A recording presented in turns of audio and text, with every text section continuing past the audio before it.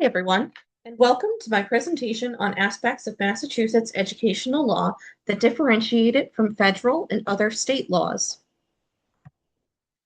We will be discussing 5 topics in relation to Massachusetts educational laws: anti-discrimination legislation, special education and protections of people with disabilities, compulsory school attendance for all students, legislation and guidelines pertaining to suspension and expulsion, and anti-bullying laws. Massachusetts has historically been one of the most liberal states in terms of governance and establishing equal rights and protections for its residents. Building off of federal protections, Massachusetts has enacted additional anti-discrimination bills and laws pertaining to various marginalized groups.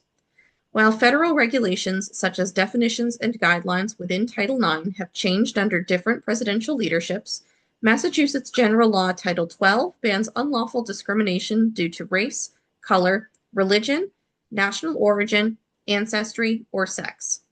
State Bill S.2407 takes this further and specifies, quote, protection from discrimination on the basis of gender identity, end quote, making it the first statewide transgender anti-discrimination statute in the country. Protected classes that are listed under Massachusetts law and are not federally specified include sexual orientation, gender identity and expression, marital status, active military and veteran status, and if individuals have a criminal record.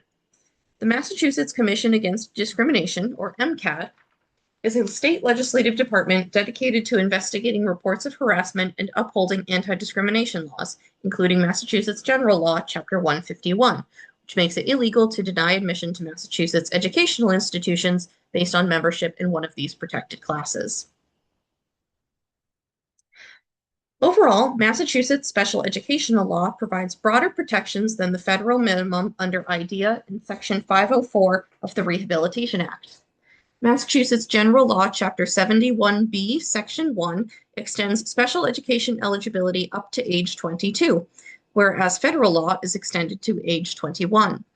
Within Massachusetts, the Bureau of Special Education Appeals enforces these state and federal protections, serving parents, students, school districts, private schools, and state agencies in matters concerning eligibility, evaluation, placement, individualized education programs, or IEPs, special education services, and procedural protections for students with disabilities.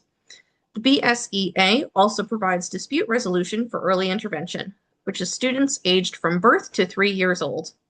It is the duty of the Bureau to enforce both federal and state safeguards for students with disabilities, ensuring opportunities for a free, appropriate public education, or FAPE, in the least restrictive environment possible, or LRE.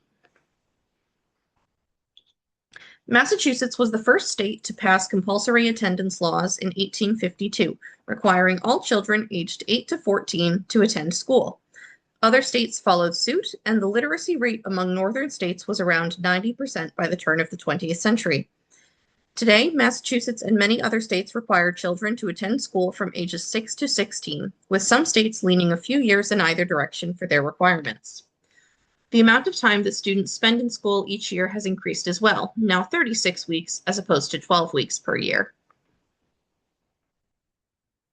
Massachusetts educational law provides guidelines and alternatives so that suspension and expulsion are the last resort of disciplinary action.